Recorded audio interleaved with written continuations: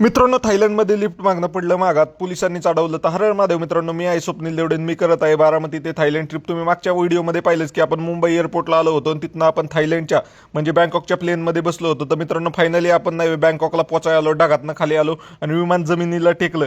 आणि आपण नाही काल जे आपले साथीदार होते, आपल्या शेजारी बसायला होते, त्यांना बाय बाय म्हणून नाही आपण विमानातनं निघालो. विमानातनं निघाल्यानंतर जे आपल्याला चालायची गरजच नाहीये, जे प्लॅटफॉर्म आहे ते ऑटोमॅटिक पळत राहतात. आपण त्याच्यावर उभा राहून पुढं सरकत आलं. पुढं आल्यानंतर नाही आपल्याला सिम कार्ड घेण्यासाठी ह्या मॅडम लय रिक्वेस्ट करत होत्या, पण आपण तिथं सिम कार्ड घेतलं नाही. परत बँकॉकच्या एअरपोर्टमधनं बाहेर निघायसाठी तिथलीच फ्री मेट्रो असते, त्या मेट्रोमध्ये बसलो आणि त्यांनी डायरेक्ट आपल्याला इमिग्रेशन एरियापाशी सोडलं. मित्रांनो, ही एअरपोर्टची सगळ्यात शेवटची प्रोसेस आहे. तिथं इमिग्रेशन करतात आणि त्यांचे ऑफिसर आपल्या पासपोर्टवर स्टाम्प मारतात. तिथनं पुढं आल्यानंतर आपण सिम कार्ड घ्यायसाठी गेलो. तर मित्रांनो, 2 कंपनी होत्या तिथं. त्या 2 कंपनीमध्ये मला जी बेस्ट वाटली त्याचं सिम कार्ड घेतलं. मित्रांनो, सिम कार्ड पण खूप महाग आहे.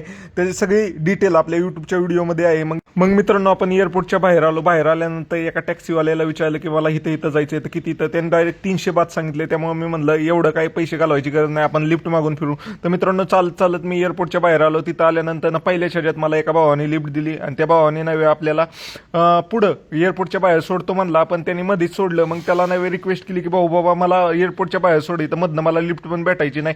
तर त्याला काही कळत नव्हतं, तर आपण गुगल ट्रान्सलेटरचा उपयोग करून त्यांना मदत मागितली. तिथनं पुढं त्याने बाहेर सोडलं. त्यानंतर आपल्याला ह्या मॅडम भेटल्या. ह्या मॅडमने आपल्याला परत रूटसाठी गाईड केलं. मग आपण रोड क्रॉस करून दुसऱ्या साईडला आलो.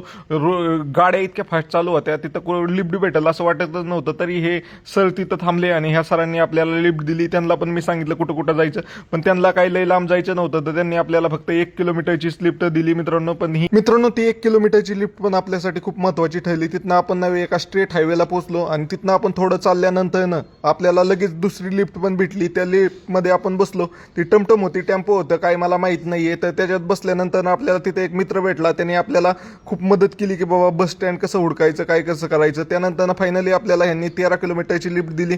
त्यांचं धन्यवाद मानलं आणि आपण पुढे निघालो. तर मला नाही एकदम भारी लिफ्ट भेटली, सगळ्यात मोठी लिफ्ट भेटली होती आतापर्यंतची. तर त्यांना धन्यवाद केलं ना आपण पुढे थोडं चालत आल्यानंतर नाही आपल्याला बस स्टॉपवर एक बस भेटली. त्या बसमध्ये बसलो आपण आणि परत पुढे आपल्याला जिथं उतरायचं होतं तिथं उतरलो. तिथनं आपण 7-Eleven मध्ये गेलो. तिथं आपल्याला पाण्याच्या बॉटल वगैरे घ्यायच्या होत्या. त्या पाण्याच्या बॉटल घेतल्या आणि आपण आपल्या हॉटेल रूमवर आलो.